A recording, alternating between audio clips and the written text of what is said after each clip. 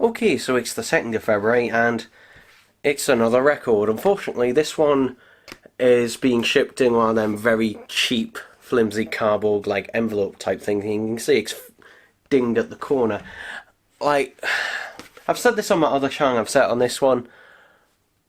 If you're going to cheat, like the thing is, if you're going to cheap out on, the box or packaging or whatever that you send, an item in, then what is the point? Because if it does get damaged, then basically the person who bought it has basically got a damaged item that they're going to have to send back, and you have now just lost out on a sale. So I hope this isn't the case with this, because I hope it's not, but we'll see. We'll see. Amazon is particularly bad at it. Amazon, ooh. Oh my God. Let's have a look. Okay, so it's not too bad, Nick. There's only, I'll just show you, a slight niche at that corner, but I think thankfully sinks, because this is an unusual record, because this is a 10-inch, and which is, a pretty is a more uncommon size. It's not a rare size, but you don't get many 10-inch records. I don't know why it's 10-inch, because they could have just, pressed it on a 12-inch. And the reason you don't get a lot of 10-inch ones is because generally it's the same price to press a 10-inch as it is to press a 12-inch. But yeah, this is the basically the soundtrack to the Crow songs. And when I say the soundtrack, I mean like the incidental music. I noticed there's a bit damaged on this corner as well. Now, I didn't pay very... Now, this is not something I was that interested in, but I got this off eBay for £5.10, including the postage. So, yeah, for £5.10, fine. The only problem with this is that, I don't have any in our outer sleeves, so 10-inch records. This is a 180 gram 10-inch one. Yeah, feels like this might be 180 gram. But yeah. Also, another problem is that if you have an automatic turntable, most of them don't have a setting for 10-inch records.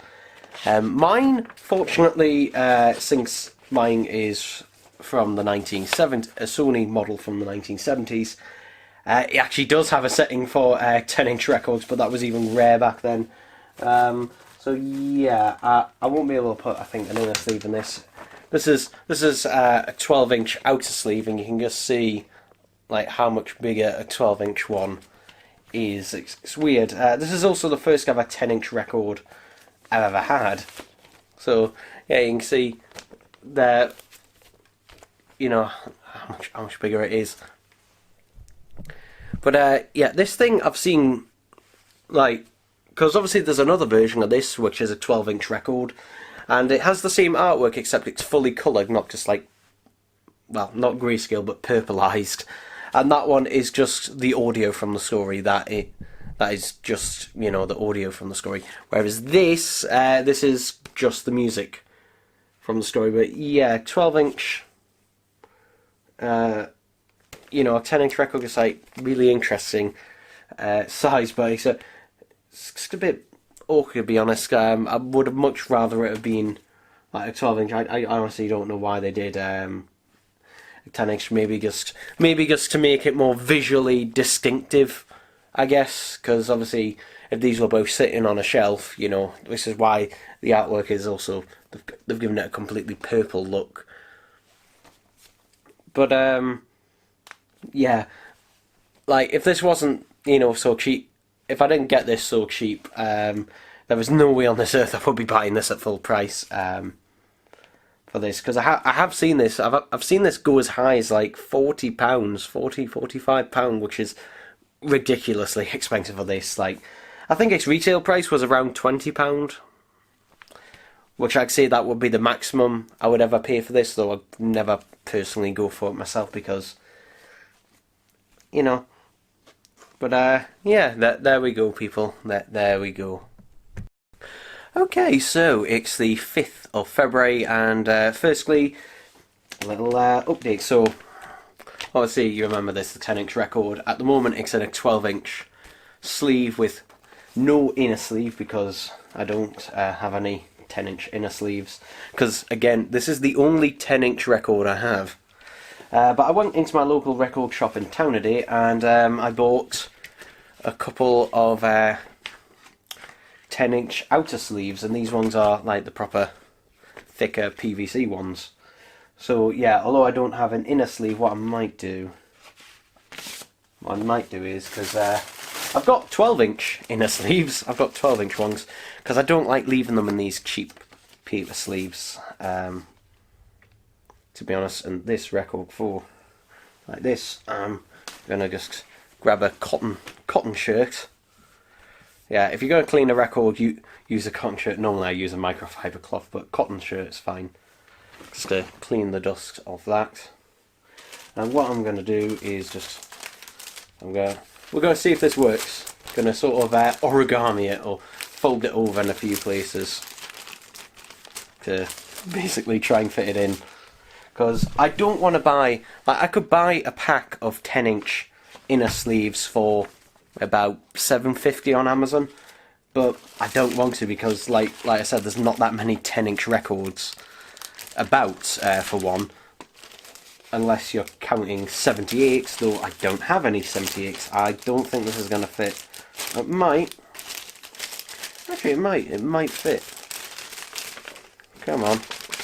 Oh, it fits a bit pushed out there.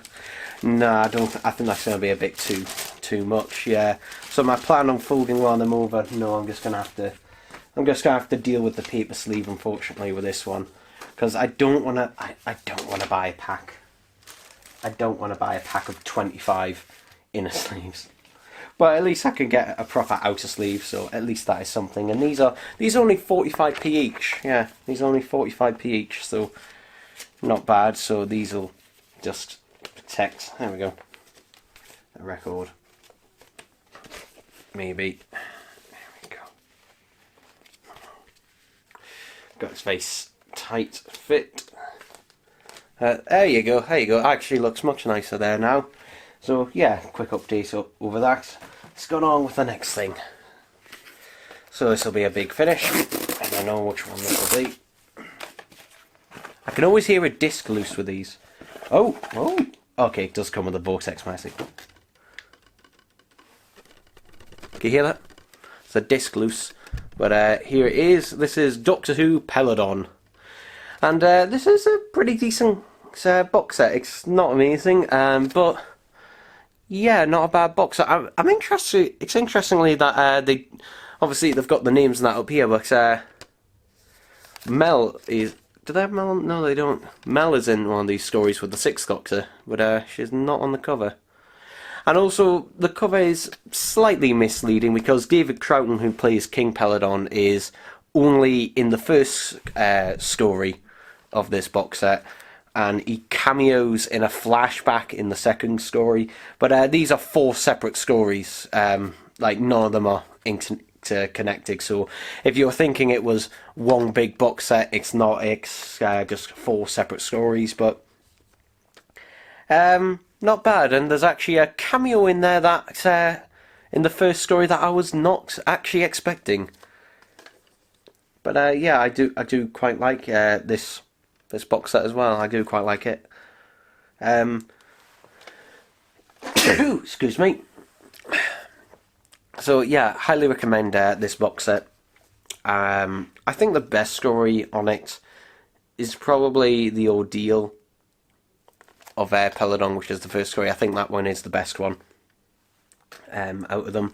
There's obviously also a river one as well, which is the second story. But yeah, it takes place, you know, basically throughout Peladon's history and goes to a further point than the series actually has gone before. So yeah, it is pretty interesting, and I've always enjoyed the Peladon story. So yeah, recommend that. So anyway, yeah, it's still the 5th of February, and there's still more stuff to go through. So thanks, sis. So we've got this little thing here. Now, what could this be? I wasn't quite sure what this was when it came. It came in a handwritten envelope, and I was thinking, what the fuck is this? But as soon as I opened it, I was like, ah, right. So yeah, I know what this will be.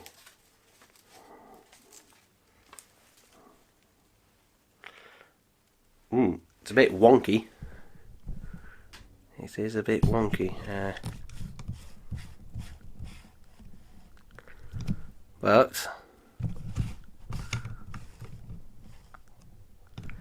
there it is. So this is a Blackpool coin from the Doctor Who Museum in Blackpool. Although this is a new pressing of it. This is not an original one. This is a repressing, which is slightly wonky the way it came out. Because this one, what is this made of again? I'm gonna have a look, but I bought this on eBay because someone actually got the actual coin presser that was in the Doctor Who Blackpool Museum. And let's just see what he says, what it was made of. So this was pressed on the 28th of January 2022. And it is made from steel, so yeah. Though he does say if you do want a copper one, a one rolled out of copper, then to let him know. Yeah, I think I might be able to bend that back into place. That's also probably why it's a bit thinner as well, but yeah, there it is. There it is, which again I'm going to have to manually focus on. But it does look really nice. It does look really nice there. So yeah, because I think I got one of these back in the day. I think I might have got one of these back in the day. They were expensive as well, because they didn't cost a penny. I think they were like, I don't know, 50p or something like that. Maybe a pound. I can't remember. But, you know, I've since lost it. So it was nice to get one of these. It cost me, I think it was £3.10, if I remember rightly. Yeah, £3.10 total. Which, not a bad deal. I might get him to run a one in copper. Just to have a more authentic looking one. But, yeah, I do really like that. And then, this is less of a thing. Next thing is not actually for me, but I thought I'd show it off anyway. So, I went in to one of my local B&Ms today, and no one must go in this B&M. No one must ever go in this B&M, because they had quite a few Dalek sets in there. They had one power set still there, and they had several planet sets, and they had several evil sets as well. But one thing they had right at the back was this. This is the First Doctor TARDIS set. Now this is not for me, this is for a friend. But literally I was in B&M, I was talking to him on the phone and was saying, you know, do you want any more Dalek sets? Because I was in there actually looking for the Dalek bobbleheads, the new ones, which I still can't find any yet. But yeah, this was right at the back behind all the other Dalek sets. I just saw this bit. I just saw this sticking out from the top at the very, very back. So yeah, I'm going to send that off to him now. Obviously, there was apparently someone who had a chat with some people who work at B&M, and they set in the higher ups, and basically what they said is that not every B&M gets all of the Doctor Who sets, and most of them get the 3-packs. But not every one gets all the sets, and you know the reason that I think it's estimated 250 out of the 750 B&M stores across the UK don't get them, and the reason is simple, is because they're very limited numbers. Like they are, because I can't remember how many of these are made. I think it might be 5,000, which might seem a lot, but when you compare it to other things, like for example, for other things, you know, that's nothing. 5,000 is nothing in comparison. Like, compare that to, in fact, I've got one over here. Compare that to, like, the Steelbook releases, which these are limited editions. You know, there'll be more than 5,000 of these, pretty much guaranteed. I reckon probably 10,000 of these there'll probably be, and they're specifically, limited edition. So yeah, it's the fact that there's not enough. So what I always recommend is basically go to the big B&Ms, go to the biggest B&M in your area, because the bigger ones are the ones that always get them in. Or if not, sometimes what B&Ms that are like connected to a shopping centre or in a retail park, sometimes they get them in. But generally, the ones that get them in are the B&Ms that generally get the most amount of customers in, and also particularly also around Christmas as well. Like the ones with the bigger toy departments, they generally are the ones that get them in. But if not, maybe you can find someone else who can go and get them for you and post them up to you. So yeah, because basically that's the arrangement I've got at the minute, where I'm the one who just goes out and gets everyone's sets. Like I get my own, I get my brother's, I get any friends who want them as well. I've even bought one in the past. I even picked up one for my old film studies teacher. I picked one up for him. So yeah, just get someone want to do that, because it does make life much easier, and it means also you can narrow stuff down a lot more. So if one person says, "Oh, I've got the sets in," just like get them all then.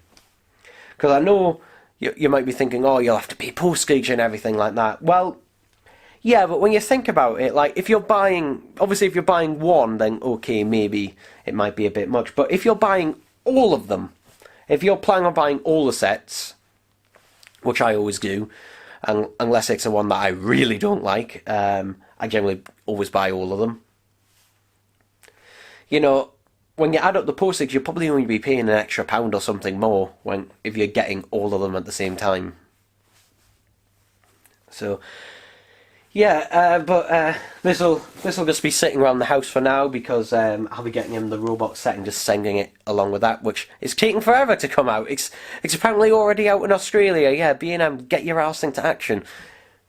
Anyway, that was a really long waffle, wasn't it? So yeah, there we go, people. There we go.